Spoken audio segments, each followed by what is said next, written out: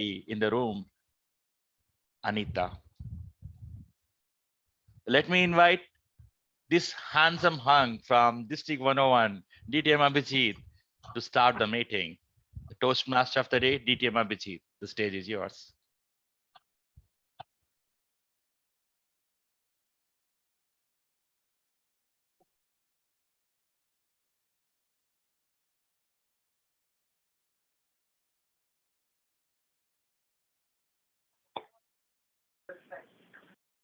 Our special session today. You know, I came to United States few decades ago. And the first thing they told me the first day is, you need to have a resume. So I had to work on my resume on that first day when I landed in the United States, because we had to get an on-campus job. Today, we have a special guest, Anita, who has been recruiting for over 2 decades. And she has been at NVIDIA for nearly a decade. She has helped me in my last 2 jobs. Please help me welcome Anita from NVIDIA. Anita, it's all you.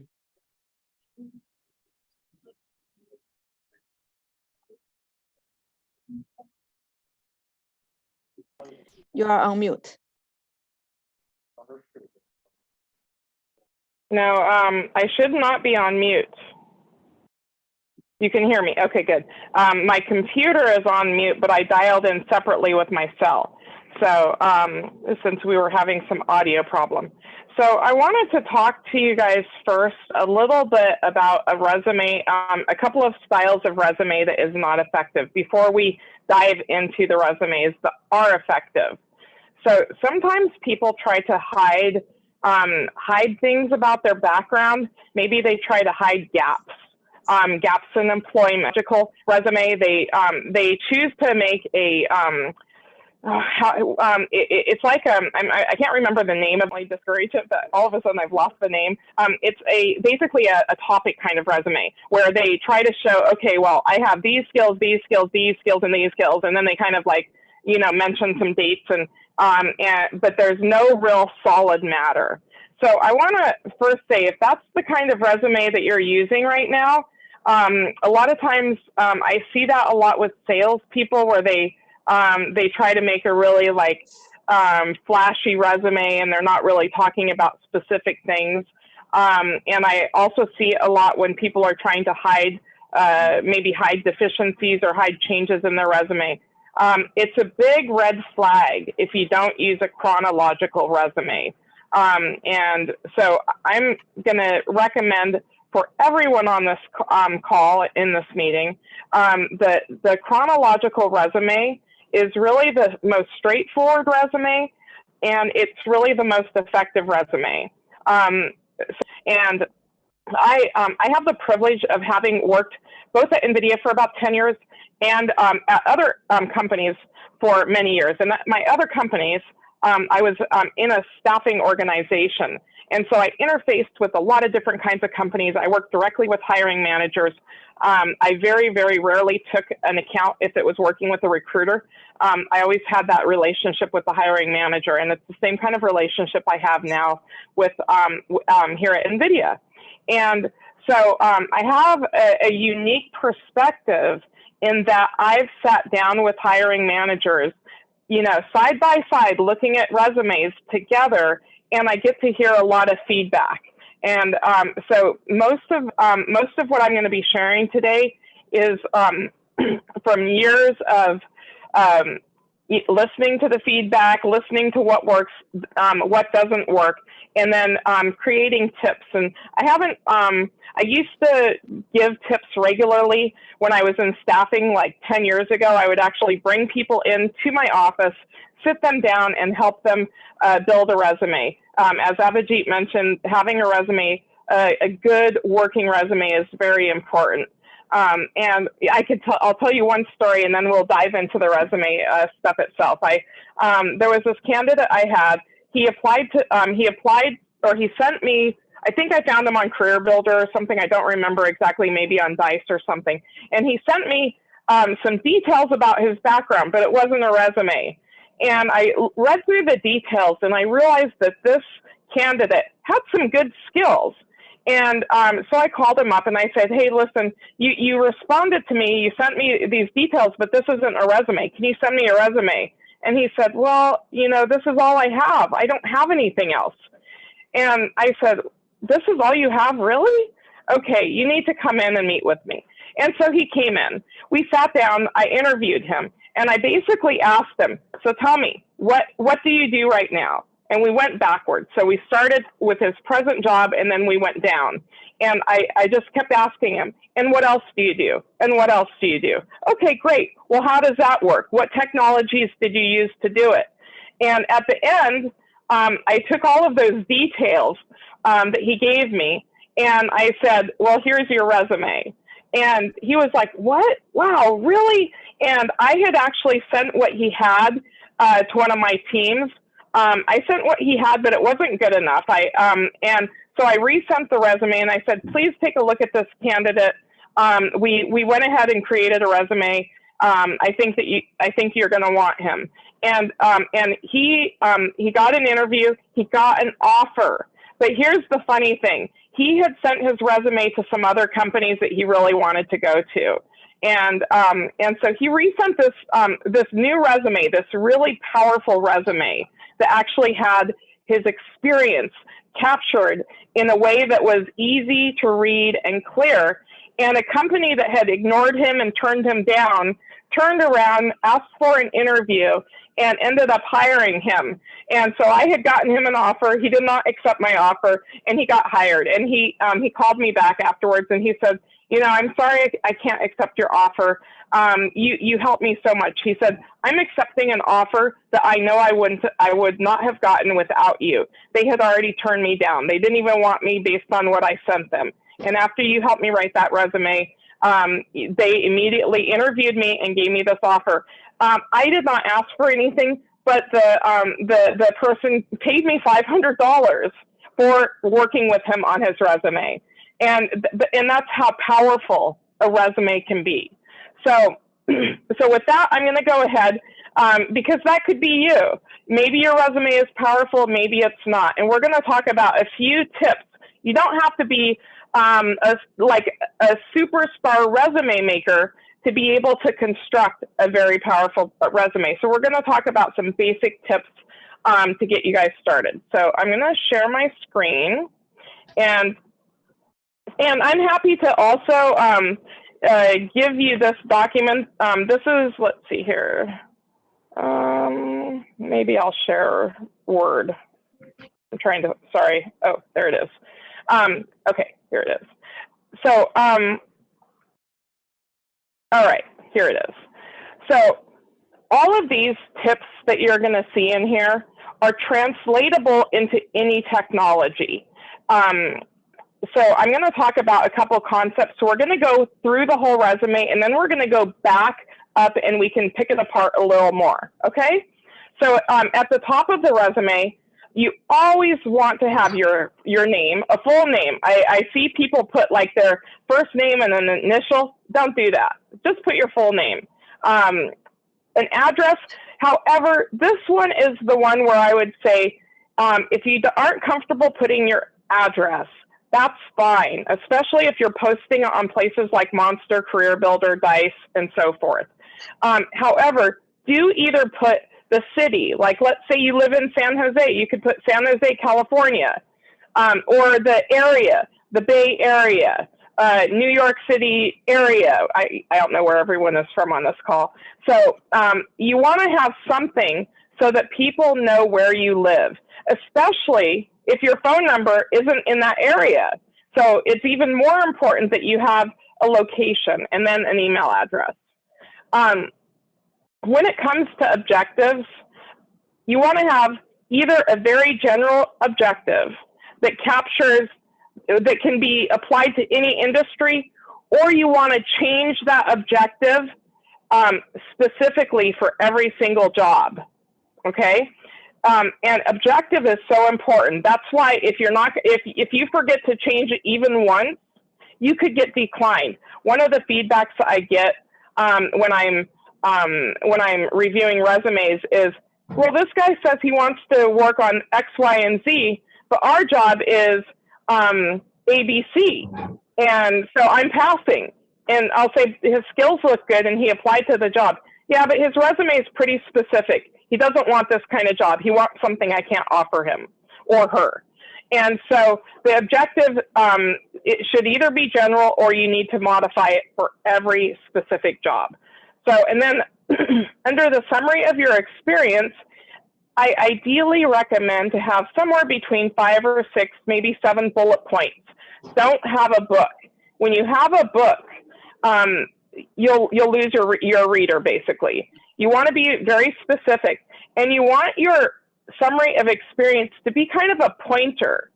So your summary of experience is going to allude to things that are relevant in your resume. So you like, let's say, you know, I created this as a sample resume.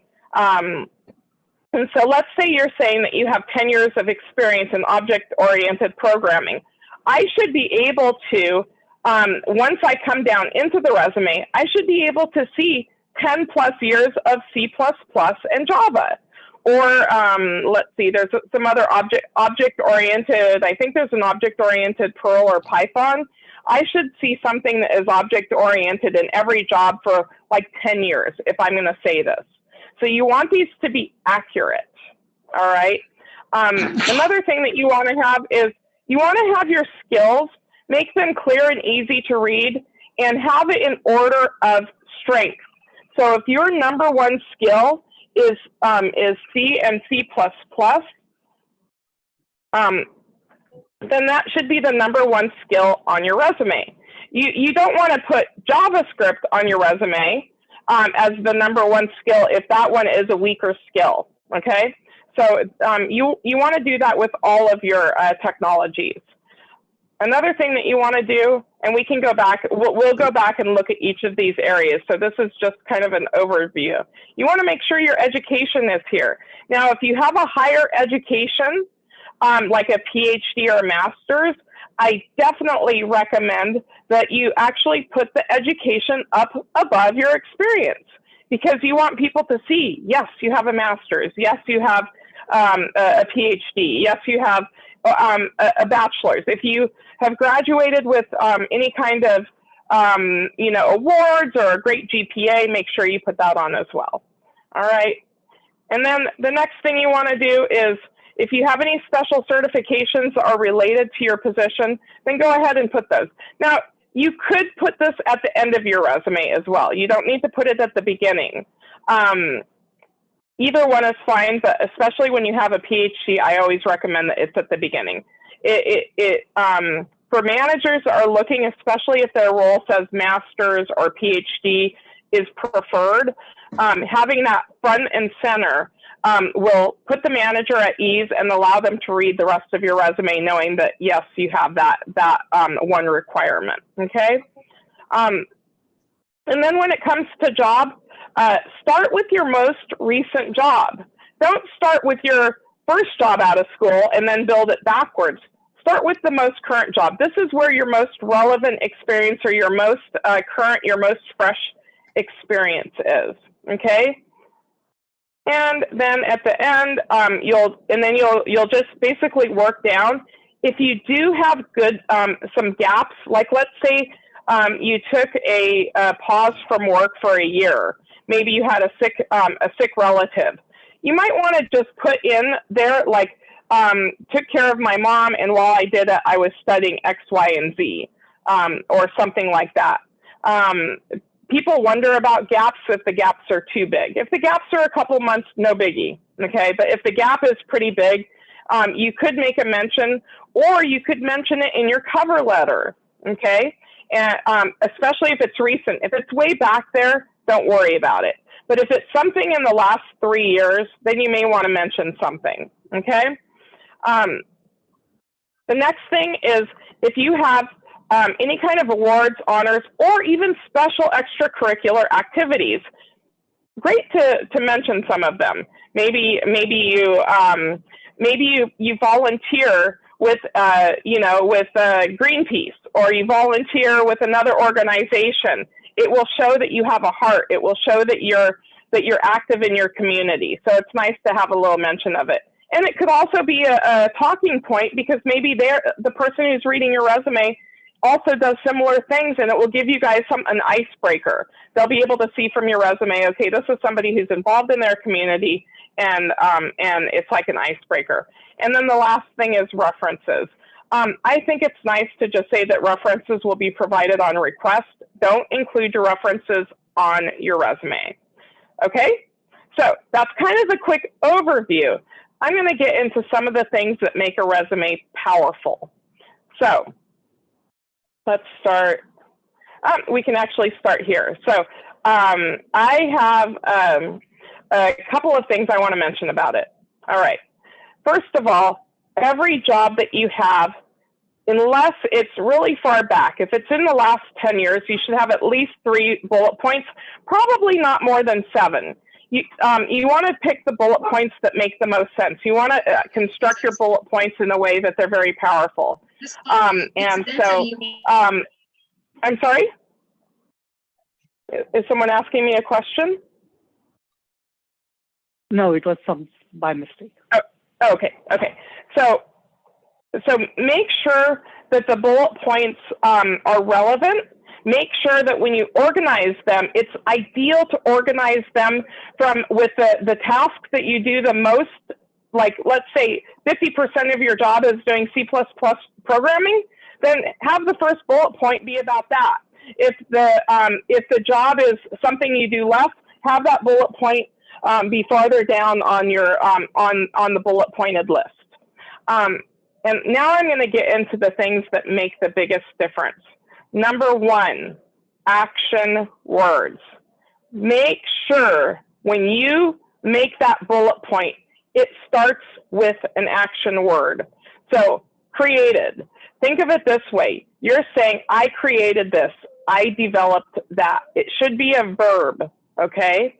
So an action word would be something like designed, developed, created, architected, coded, programmed, tested, led, etc.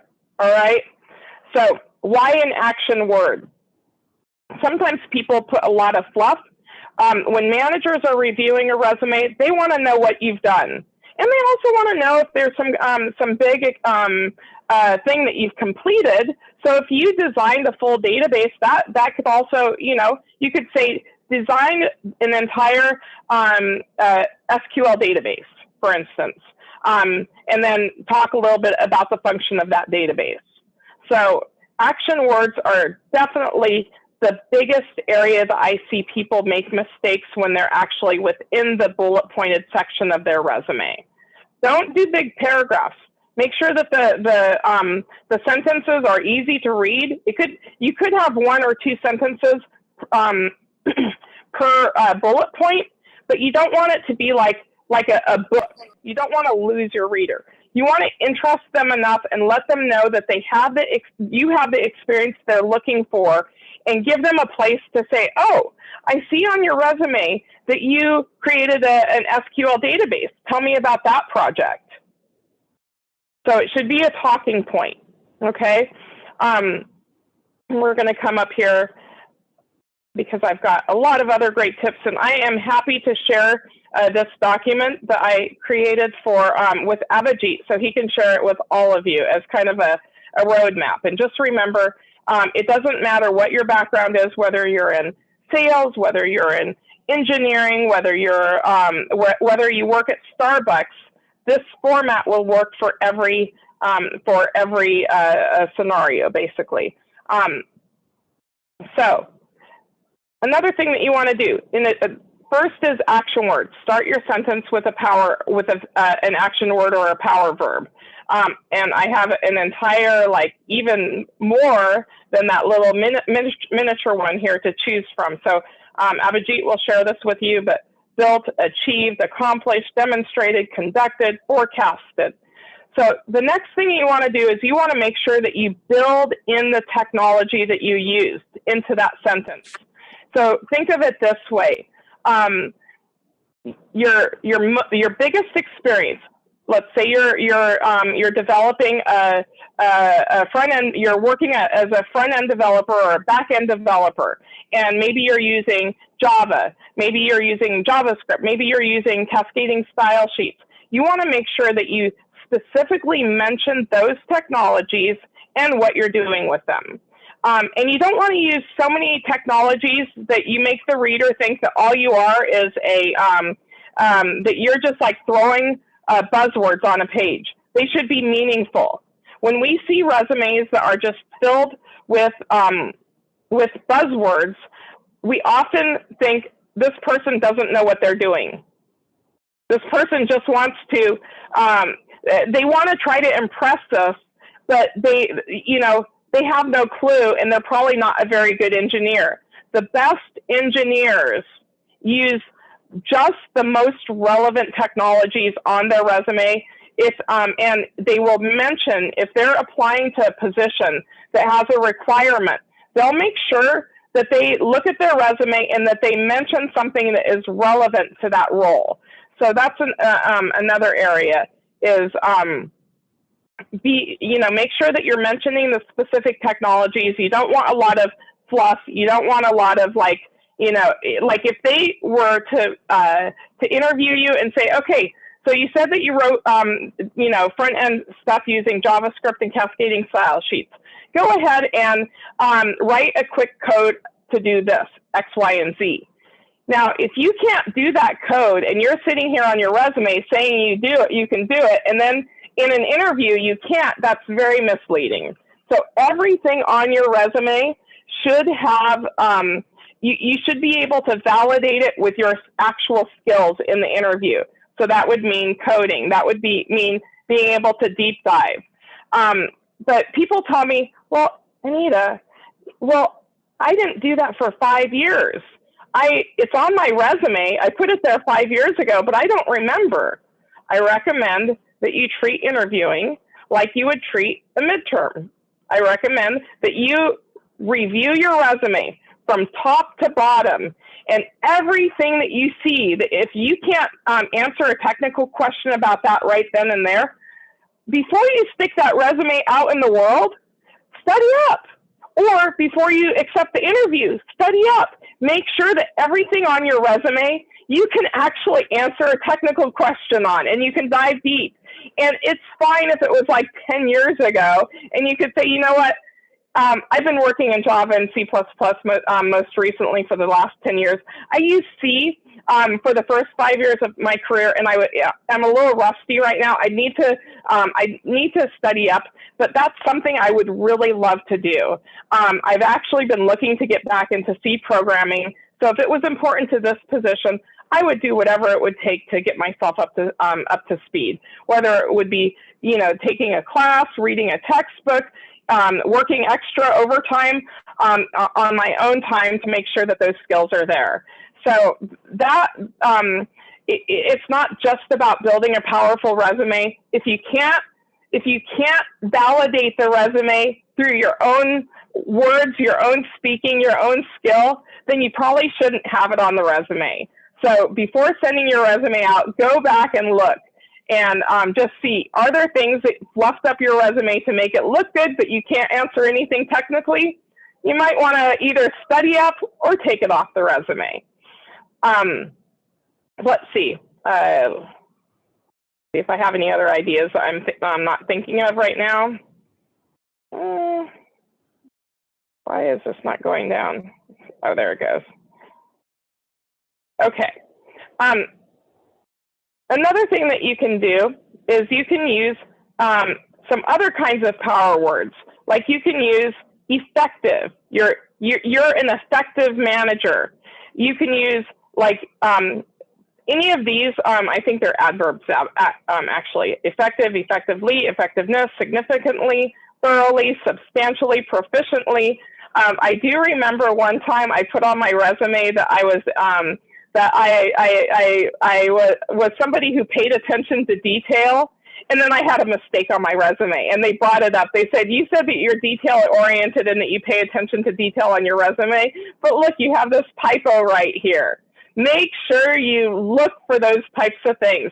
And if you've gone through your resume and did a spell check, but you did the ignore, take your resume, paste it into a new Word document so that you can see all the red lines that come up. And that way you can make sure that you've double checked your resume, that your grammar isn't poor, that that you actually are paying attention to detail, because you really don't want to be in a position like I was, where I basically was like, oh my goodness, thank you so much. I can't believe I did that. You're right. I normally pay attention to detail, and I totally flaked on that. And we both got a laugh out of it, and they hired me anyway. But they brought it up, and it made me look bad. So you want to make sure that your resume doesn't have little glaring errors like that. So yeah, I think that I'm gonna let's see. Let me just go back to the top and see if we can discuss anything else here. So with the skills, again, in this area, I recommend that you do core skills, things that you're very strong with. You could say also have exposure to X, Y, and Z, especially if you're applying for a job. When people apply for the jobs, one of the things managers look for is they look for at least an 80 to 85% match. They don't care if there's some ramp, but they want to see something that lets them know that you're going to be able to do that job. So it's fine to put that you have exposure to some of the skills that will help them know that you can actually do their job. And I see that I have a hand here. Deanna, did you have a question? Deanna, can you type it in the chat? She's going to type it. As soon as she types it, I will ask you the question. Okay, great. And then I'm going to come back up here to the summary of the skills. So one of the things that you can do, the first, let's say 3, 4, 5, maybe 6 skills should be actual technical skills, but it's nice to put some soft skills as well. Like right here,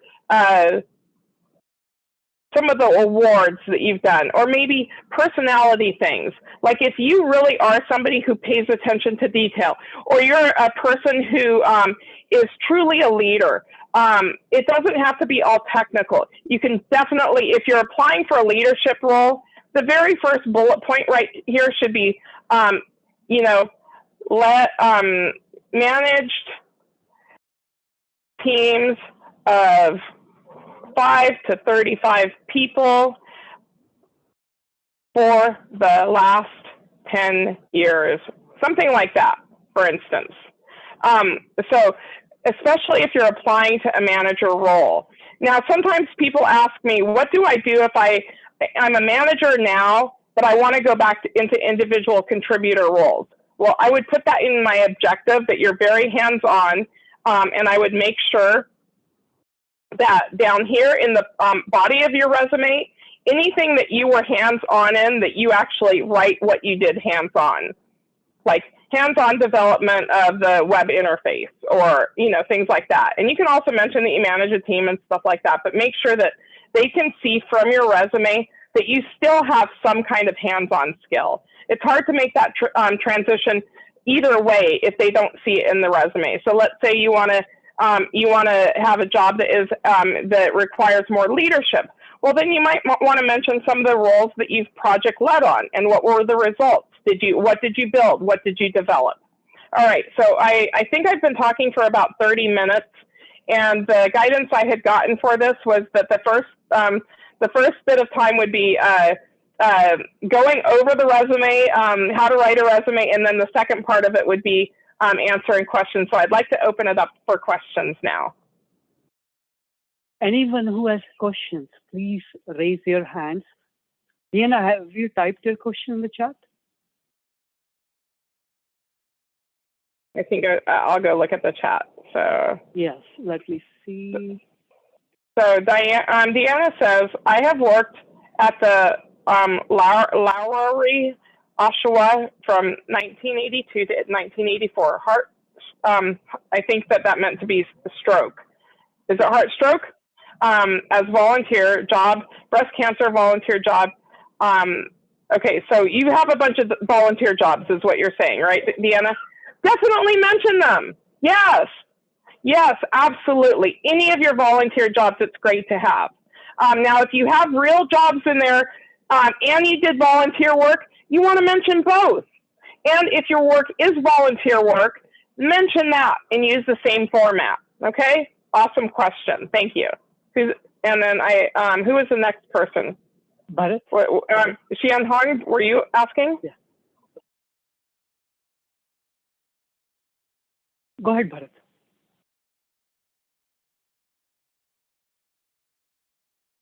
Oh, Bharat, yes. Good morning, and thank you for such a wonderful sharing this morning. My question is there any different format for senior positions, for C-suite executives, or for junior position, or for interns, or do you have a similar format for it? And I see this, the second question would be, I saw a modern format. My daughter is building her own resume, and I've been seeing, and she has been showing me a lot of resumes before. So, is the modern format different than this format? Although the content would be same. There's a number. Yeah, there's a number of different kinds of formats. My experience, Bharat, and this experience comes from sitting down with hiring managers, is that most of the formats leave questions in the manager's mind as to the effectiveness of the candidate. This format works across the board for everything and everybody.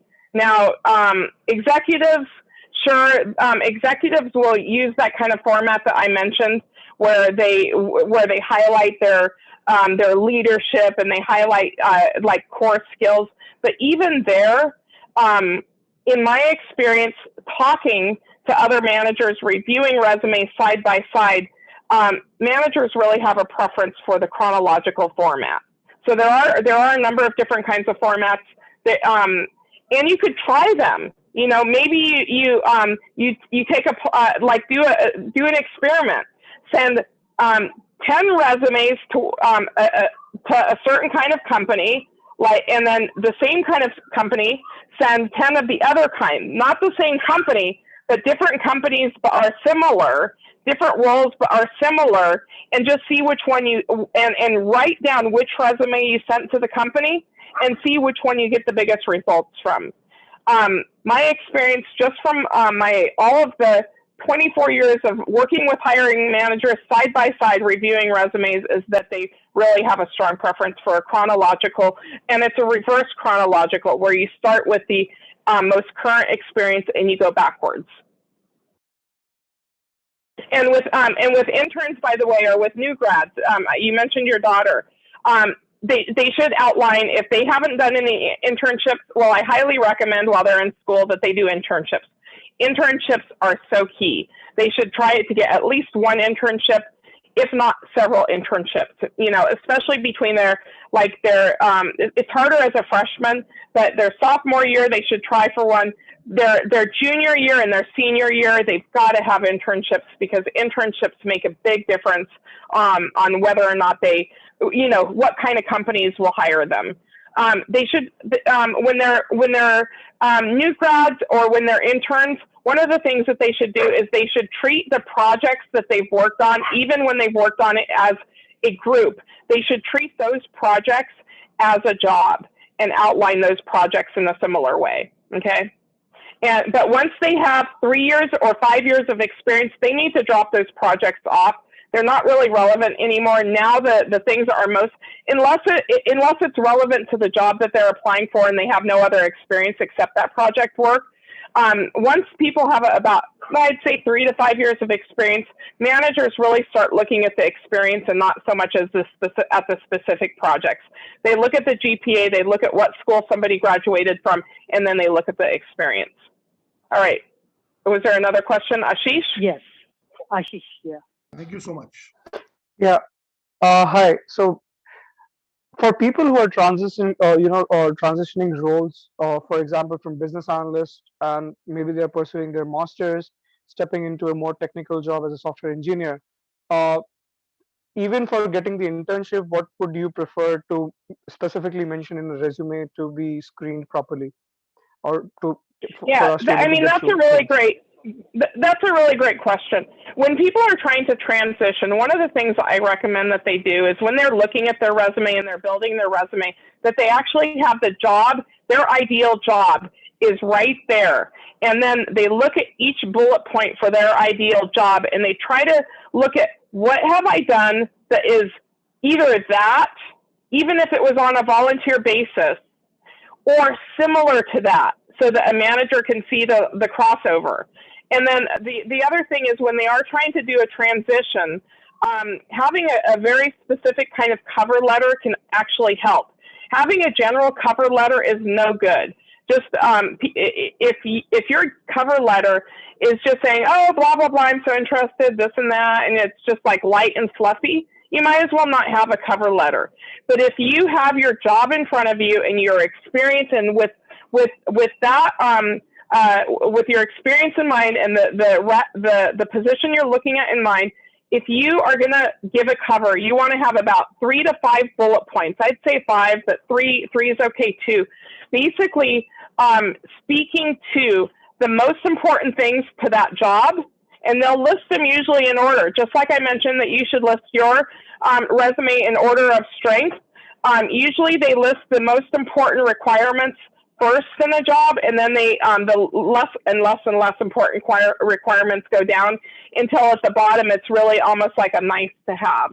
And so taking whatever you can to cross over to that role, like if you're going from a business analyst and you're trying to go into a more technical role, one of the things that you might want to do actually as a business analyst is you might want to ask your boss, hey, you know, I'm really trying to get some more technical experience under my belt. Is there anything I can do on the side in my own time to develop this skill and still do my regular job?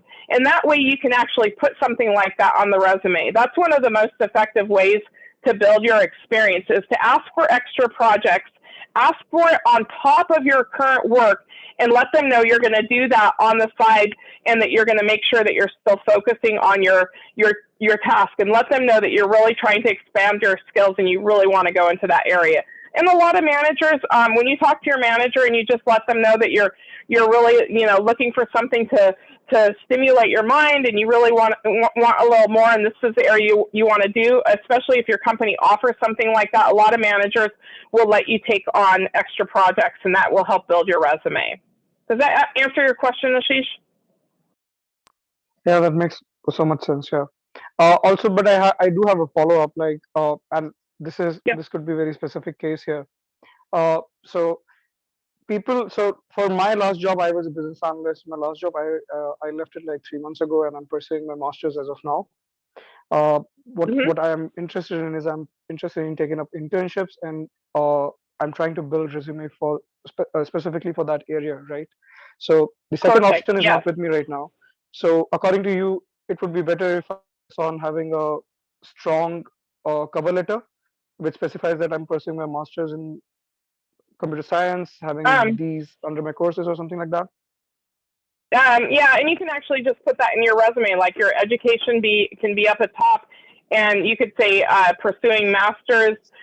Put all of your details just like you would using that format I just showed you, which I'll again send to Abhijit. But you can put your anticipated graduation date for your master's on there, and then you might mention in your cover letter that you're pursuing your master's and what exactly you're looking for.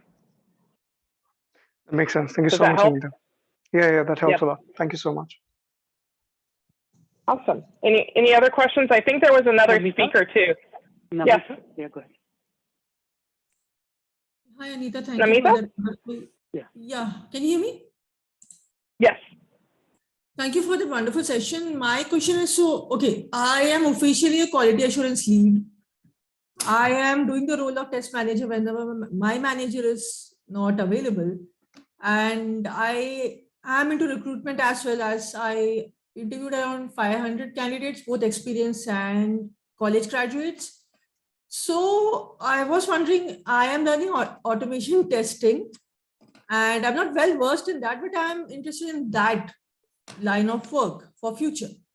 So is it a good idea to maintain multiple resumes, one as a test manager, one as quality assurance lead, one as, the future role of automation engineer? Once I'm adept with that technology, I can use that resume, right?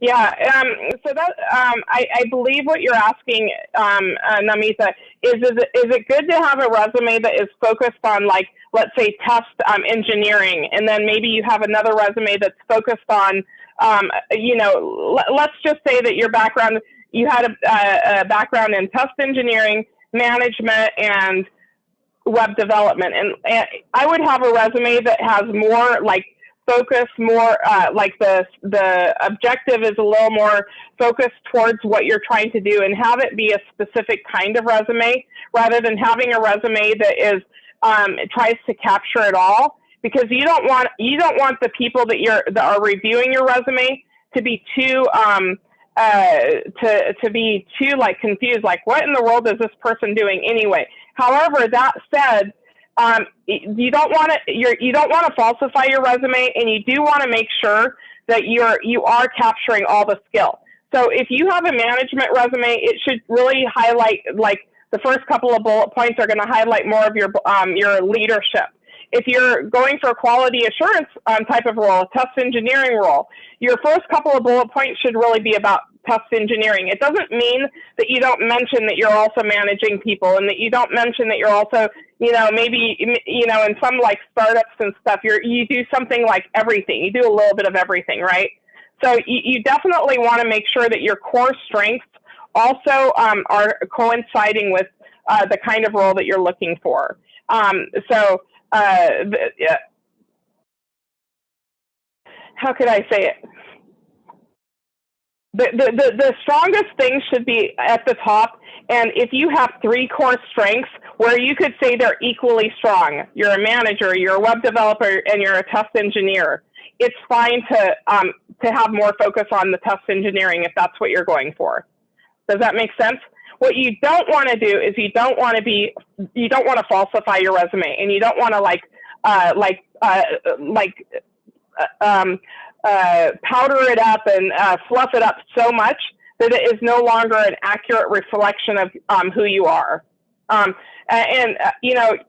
If you crash and burn on those on the interviews for that, it's like horrible. It's better if you're just honest at the very get-go. Does that make sense? Yeah, honesty is the best way to go. Kranti. Yeah, hi, thanks for the session. I'm an analytics professional. I'm a part of many tech interviews as well. I have seen people coming up with one-pagers and infographic resumes. Okay, and it's happening a lot these days. And I mean, what is your opinion on it? Like, I'm just having a question, like, what is the reach if a person comes into the market with a one-pager with a non-technical audience? Yeah, one-pager resumes I discourage. You need at least 2 pages, unless you're a new grad. If you've got a few years of experience, you're going to want to have a 2-page resume.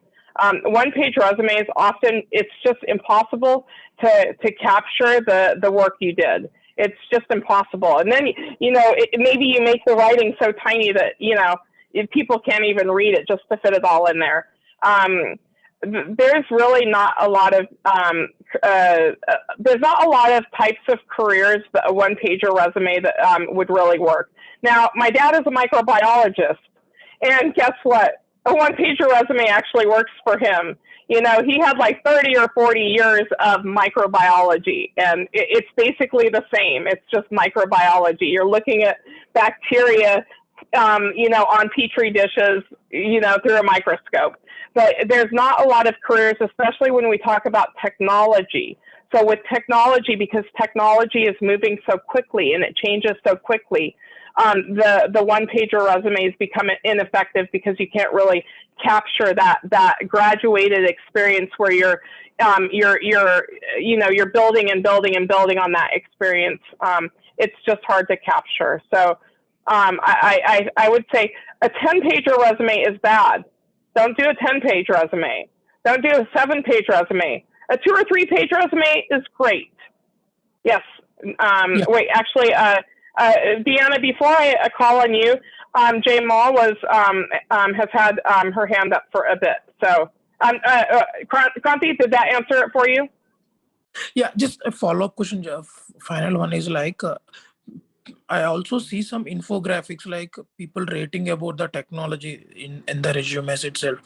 Is it the right way to do that? I wouldn't write about technology. I would specifically say what you're doing with the technology.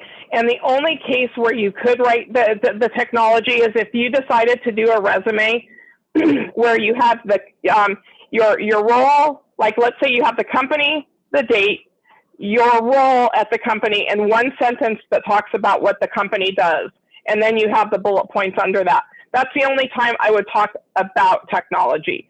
Otherwise, speak to what you did. And that, by the way, in your interviews, say I, don't say we. I did this, I did that. Even if you worked in a group project with 5 people, you want to talk about what you did on that project, not what the 5 people together did, but what was your part of that contribution.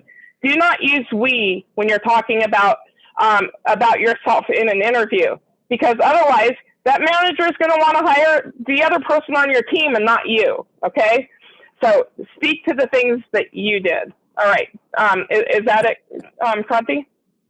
That's a great quote using I. Thank you. Mm-hmm. All right, so Jamal. Hey, Anita. Yeah, thank you. So the question I have is, if you have graduated 2 decades ago, do you still put the year? Then the second question I have is, say you have been stay-at-home mom for long, like 8 years, how would you put, what is the title you would put as the experience? And the third question is, you mentioned about bullet points. Do I add any supporting sentences to it? Okay, so let's start at the top. Let's see here. As far as graduation dates, if it's on your LinkedIn profile, it should be on your resume. Don't try to. If it's not on your LinkedIn profile and you just don't want to date yourself, it's probably okay not to put it. I personally would rather see somebody's experience on there with the year personally. But I know that there's a point where people they're not supposed to, but they could discriminate unintentionally. And so if you really have graduated so long ago, I mean, I have 24 years of experience, right? And so if I put like I graduated from high school in 1998, and then I went to this college, and then I went to that college in 1992, and then, the person reading my resume is like, well, shoot, I wasn't even born until 2000, right? So, it's okay if you don't have the date, but when you do the background check, make sure you do put the dates, okay? So make sure that you're not doing any kind of lying or leaving off dates or anything, that everything is very accurate. And you should really have a resume that has every date and every accuracy that you can refer back to, even if you choose to leave it off. And then regarding experience that you put on, I would say keeping 10 to 15 years of experience is ideal. Do you have to put every job if you have 20, 25 years of experience? Not necessarily. You could, I've seen on some resumes, they take all of their experience down to like 15 years, and then they make a mention, have also had experience doing this, this, and this. And they just mention it, but they don't put the years attached to it. They make it like maybe 2 or 3 sentences, just kind of mentioning some of the other things that they did. So that way they don't date themselves. They do show that there's more experience there, but they don't have to like pigeonhole themselves into like a specific like age or something. And then I'm sorry, the next question I think was stay-at-home mom. Is that the one? 8 years of stay-at-home mom. I think that that's very honorable, and you could just put that in your resume. Stay-at-home mom for this time. if it's your most recent experience, you're probably gonna want to apply to jobs that are a little lower than what you left the industry in, because you're going to have to ramp up. You're going to be rusty. But you're going to also, one of the things you could do is you could take a class or two while you're looking. You could make sure that you're kind of boning up on those skills, and make sure that you're fresh, that you can talk about them freshly, because you're still going to get interviews, and you might have to take a job that is at a company that isn't, like, let's just say it's not the Googles, the Facebooks, the NVIDIAs, the Microsofts of the world, the Facebooks of the world. Maybe you take a job at a startup first to rebuild that resume, and then if you really wanted to go to the Googles and the Microsofts and the NVIDIAs of the world, you could do that after you've basically refreshed your skills. And speaking of that, stay at the job for at least 2 to 3 years. Don't job hop. Looks really bad when you job hop. Ideally 3 to 5 years, but 2 to 3 years minimum. All right, and Deanna, I did say you would be next. Did that answer everything for you, Jamal? Yeah, thank you. The question I had was like, one more question was like, if you had a bullet point, like it is one sentence, do you put 2 or 3 sentences to it? Or is just in one sentence created? You can, but it's best to, if you can do it as one, do it as one. Don't do more than 2. You don't want to write a book. Okay, is that it? Yes. And okay, great. And Deanna, yes. Did you put it in the chat, or are you gonna speak? Yeah, I will read Deanna's question. Deanna says, but actually Grace had her hand up before. Grace, you want to go? Oh, Grace did? I'm sorry, I didn't see. I didn't see that. Sorry about that. Deanna, I'm gonna come to yours since Abhijit is calling out Grace here. I'll come to yours right after. Yes, Grace? Yeah. Yes, my question is, for example, you wanted to be able to go to a higher position like a managerial role, but there's not, for your experience, you haven't really managed certain people, so you're going one level higher, but then again, you have also volunteer work where you have those leadership skills. Would that be able to suffice when you wanted to apply for such positions? I would be talking about all the project leadership you've done. So when you're going for a manager role, first of all, if you've never project led, you shouldn't be asking for a manager role. Okay? You've got to take the right steps, because I can tell you, as somebody who had a manager once that did not have management experience, and they barely had project leadership experience, the experience I had as an employee for that person was miserable. Miserable. You really want to develop your skills in an orderly fashion that builds on it and doesn't leave big gaps. So if you're going for a manager role and that's the next role, then you're going to talk about what you've led. You've led this, you managed that. You may not have the manager title, but you have a senior or a principal or a lead title. And then in the bullet points, you're going to outline the things that you did. Led a team of 5 people to develop X, Y, and Z. If you helped write reviews, wrote the reviews or contributed to the reviews for your project team that built X, Y, and Z, something like that. So that it should really be, a resume should really build on itself. And there's people who managed and then they went into tech and then they come back to management. And in the summary, you're going to point to it. Managed for 5 years, then went technical and coming back to management, something like that. It should be there in the summary so that they can kind of see it as a pointer. Oh, okay, she did manage here. Oh, she did do that, like that. It should build on itself. Okay? Does that help? Thank you. Yes, thank you, Anita. Okay. Yeah, you're welcome. Okay, so Deanna. How do I I'm not sure I understand your question. How I do the body of my career jobs on resume? So are you here? Let me share my screen again. Where is that resume? Sorry, oh, there it is. Okay. So are you talking about this part of your resume right here? So how to build the body of this? So you want to have at least 3 bullet points, 3 to 7 bullet points. You want to start with the number 1 bullet point should really be something that you're very strong at. The first 3 bullet points, if you have 7 bullet points, should be your top 3 strengths. And they should start with an action word. So it should start with a power verb or action word. For instance, let me just scroll down here.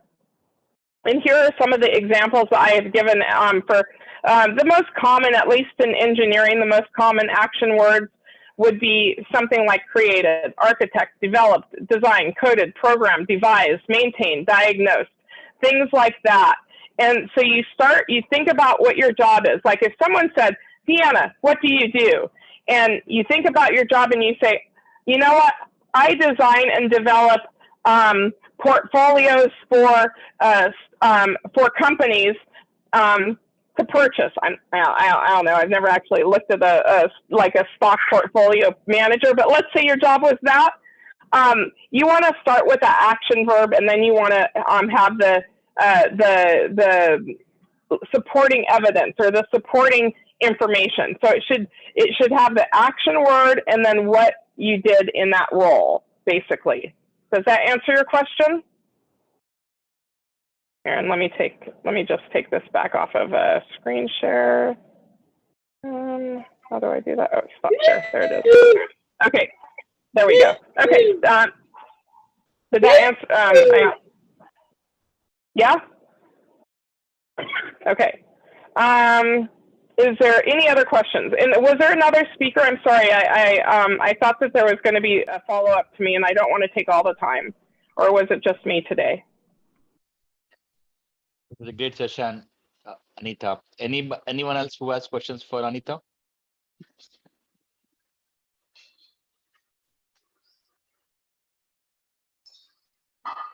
Priyanka, Jagadish, Bhupinder, Preeti. Bharat has raised his hand.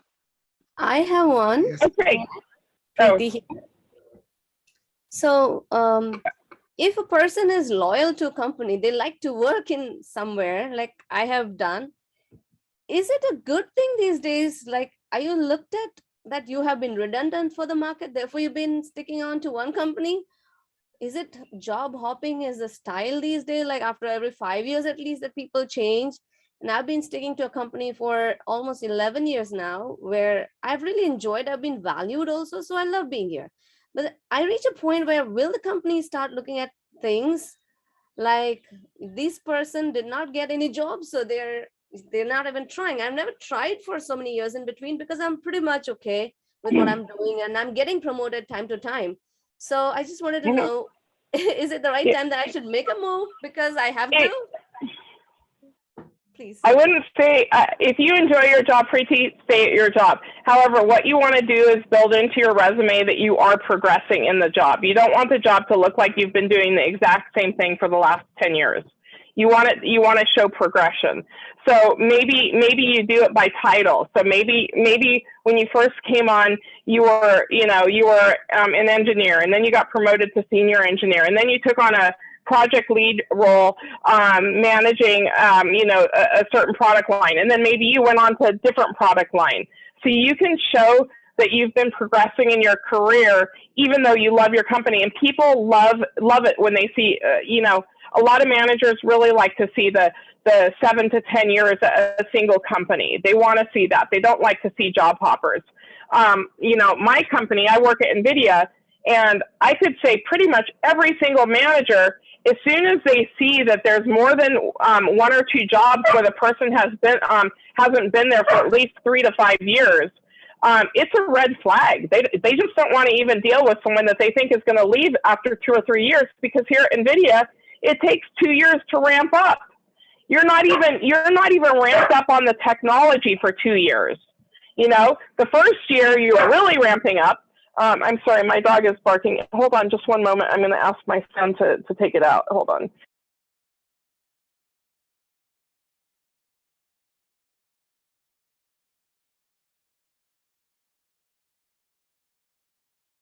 Okay, so my company shies away quite heavily from people who, when they see that there's quite a bit of job hopping. So they'll run the other way. They'll put up with just a little bit of it if there's a few jobs that are like 5 and 10 year jobs or 8 year jobs. But if they see too much of that job hopping, you know, they just look at it and they're like, this person is going to leave before they're even ramped up. We just don't want to put the time into it. We don't want to waste our time for someone who's just always looking. And a lot of times those job hoppers, sometimes it's like legitimate things. They just are bad choosers of jobs and they keep finding jobs that lay off everyone and go out of business. Like sometimes it really is that, but a lot of times people job hop for other reasons, like, you know, maybe they're money hungry. You know, a lot of companies, if you're money hungry, you know, you're not going to be attractive to the really good companies. The really good companies are going to pay you well, but you're not going to be attractive to them. They're going to see from the job hopping that you're not faithful, and they're going to look for someone who's really going to be there for a longer run, someone who they can ramp up, and then they can once you've been developed over the next 1 or 2 years, now they can give you big projects and they can grow your experience at the company. That's what they're really looking for. Hopefully that answered your question, Thank Preeti. you. Thank you so much. That does. Thank you very much. And then Bharat. My question is nothing relating to CV. How to, you said we can have a one-to-one with you. How do we do that? Do you have a calendar invite or can I get your LinkedIn or how do I reach out? Of course, I barely check. I barely check my my LinkedIn. You can text me and you can email me. So I'm going to give you my my cell again, just for anyone who wasn't here at the beginning. I'm happy to you know spend 15, 20, 30 minutes with you if it's needed. And then here, let's I'm just going to put it on one line so you can copy it all. You can send me your resume, but make sure you text me because I get a lot of resumes and I get a lot of email and I'm pretty busy and sometimes I just miss it or I think it's a marketing thing and I'm just like, I'm not going to deal with all these marketing calls or whatever. So make sure that you text me and that you mention that you specifically met me in this meeting and that you'd like to have a meeting with me. All right. And feel free to text me 2 or 3 times. I'm actually, I'm on 2 boards. So I'm a board member of 2 different boards. I've got a kid. I'm taking care of an aged parent that is struggling. I have 4 dogs, 3 cats, and a job. So if I miss your text, I have no problem with you texting me like 20 times. Hey, I really need you. I'm there. Okay. That is very touching. Thank you so much. Thank you, Bharat. Jaimal. Yeah. I think. Oh, did I send everybody that text? I might not have sent everyone that. Sorry, I meant to send this text to all. Anita, I think I'll share that out email. Don't worry. Okay. I have all the registrations, so I can check. Yeah, sure. Jaimal. Okay, great. Anita, question I have is, when you mentioned about objective, can keep it as general as possible. Can you share an example? Yes, I didn't come prepared for that. I'm so sorry, but I've done some work on objectives. So here's what I like to see in objectives is that you mention stuff like to work at a company where I can grow with the company and where my skills can be used to help make that company great, something to that effect. So basically saying that your objective is that company succeeds using your skills. That's a good general objective if you're going to have a general objective. Thank you. And you can word it specifically to yourself. And if you want to run the objective by me, you can feel free to reach out to me and text and say, here's my background. Here's what I do. What do you think about this objective? And I can look at it. I can kind of play with it a little bit. And I might say, yes, it's awesome. Or I might say, well, that's okay, but maybe, could you try this? How would you feel about this? And, you know, there's lots of different ways to do an objective, but, you know, having an objective where you say that you want to make a big impact at the company definitely makes the reader feel like you're somebody who's a go-getter and who's really gonna go, you know, make a difference. Appreciate it. Thank you. Yes, yes.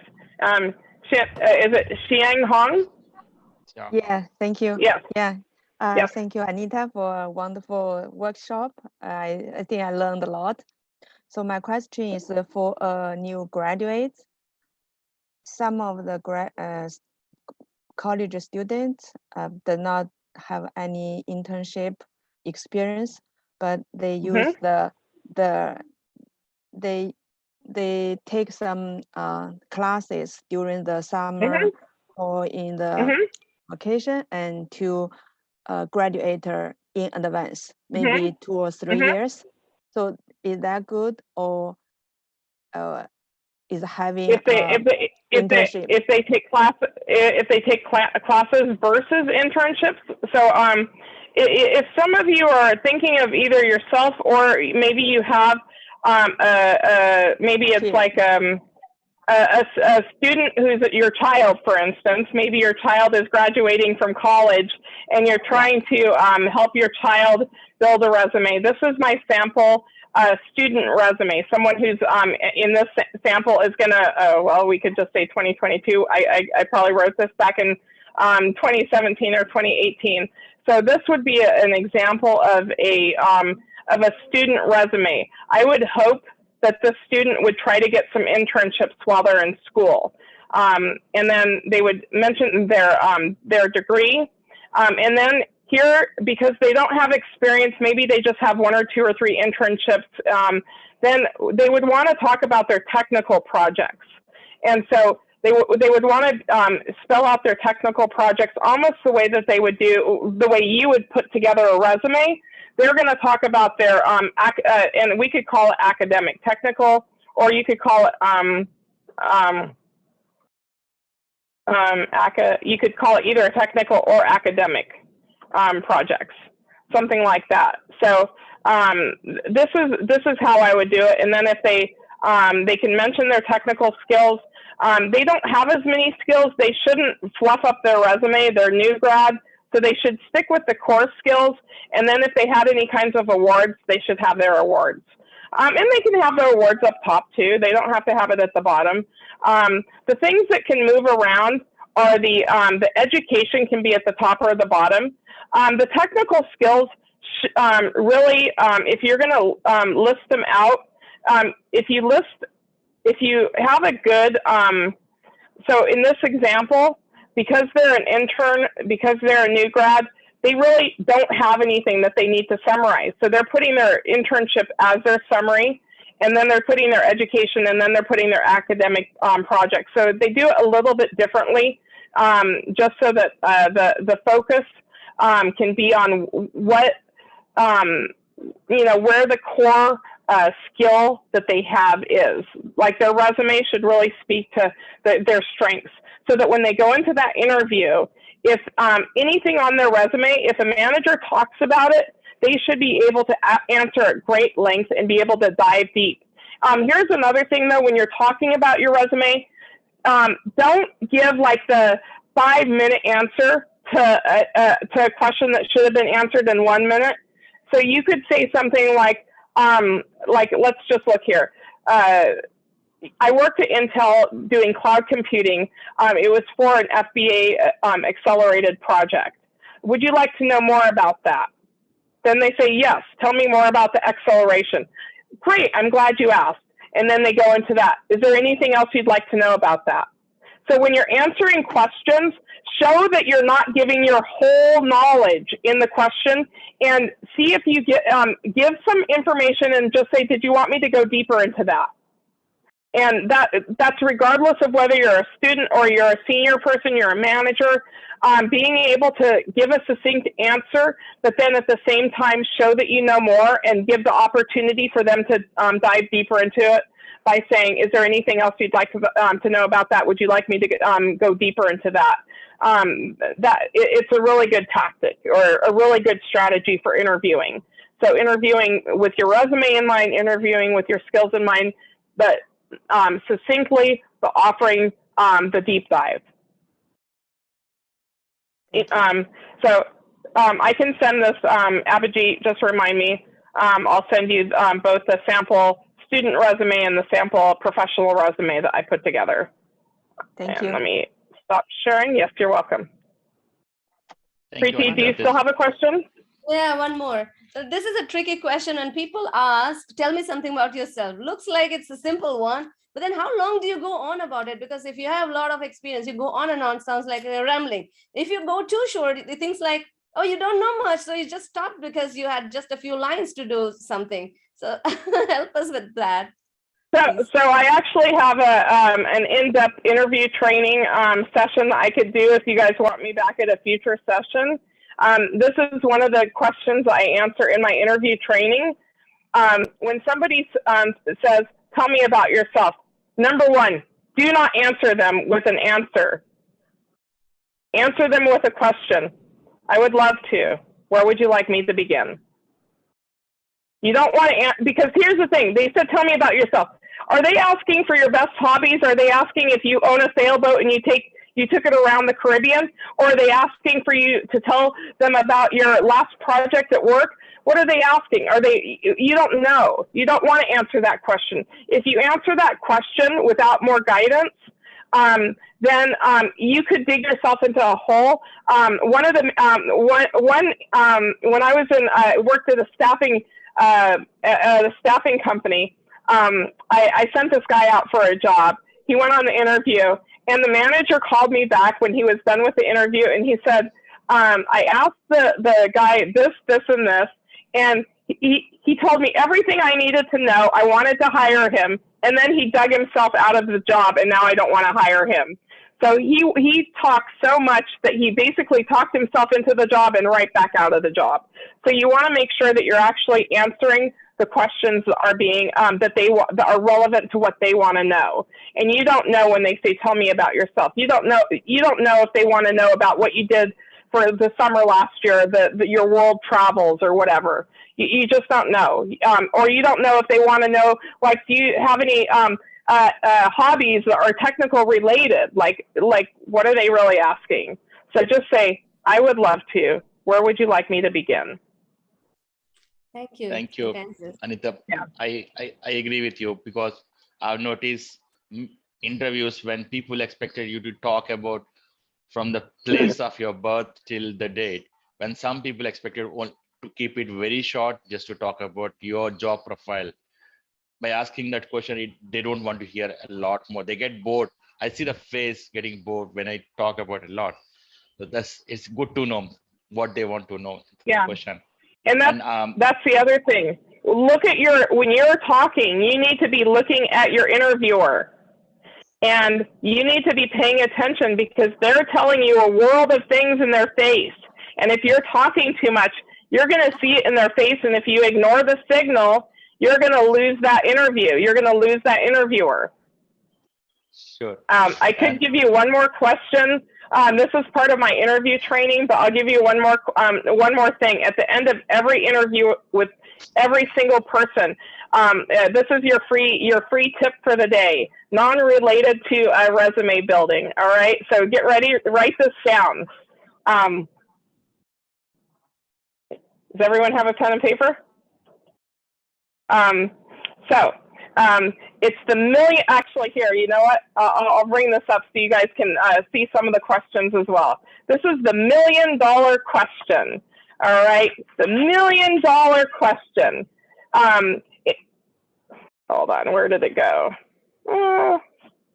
Sorry, it's not coming up. Hold on a second. Oh, yes, yes it is. Yes, it is. Okay, sorry.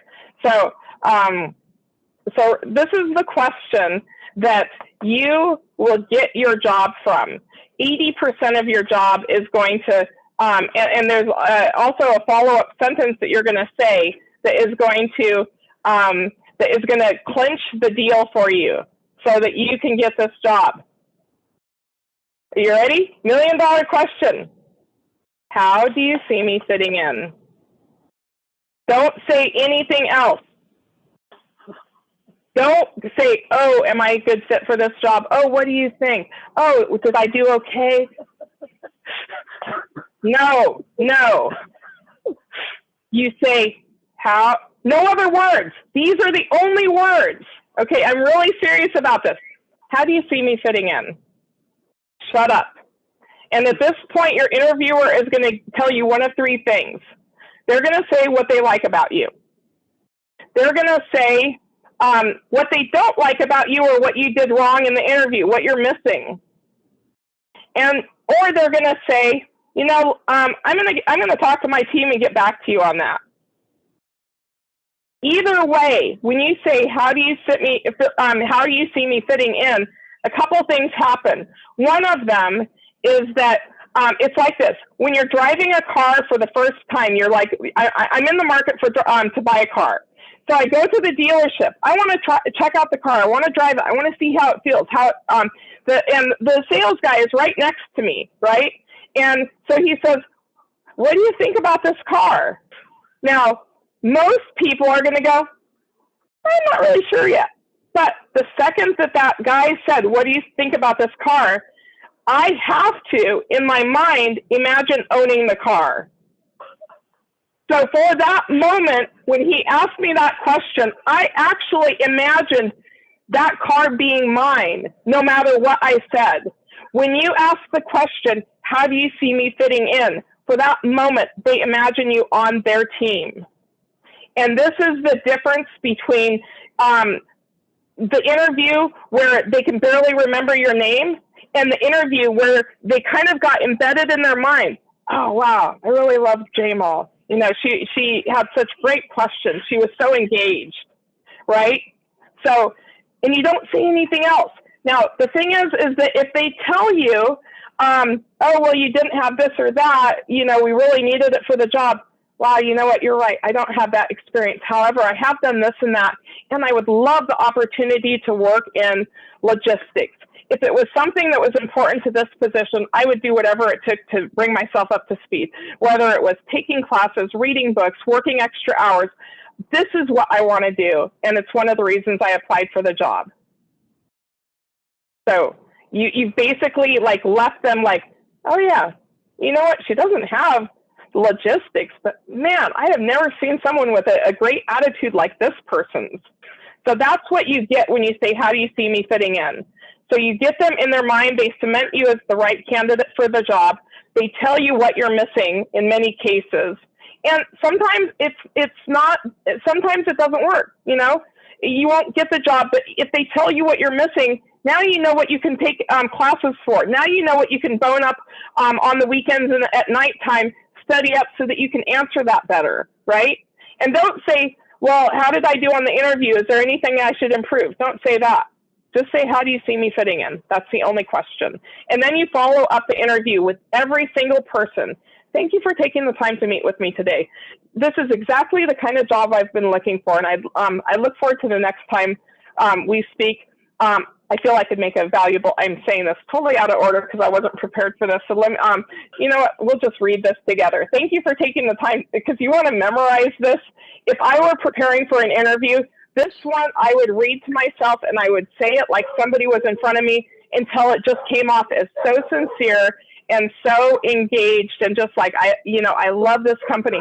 And even if you have the thought in your mind, I'm not sure I want to work here. It is better to have options than no options. It's better to have 2 or 3 or 4 offers than no offers. You can always turn it down, but if you leave a bad impression, you can't get it back. You just can't get it back, right? So thank you for taking the time to talk to me today. This is the kind of opportunity I've been looking for, and I think I could make a valuable contribution. I look forward to the next time we talk. And then they go, yeah, I look forward to the next time we talk too. You were amazing. All right, so there you go. All right, so let me stop sharing again. Any questions for me? Or are we? We're probably at end of time. I want to say something. Yes.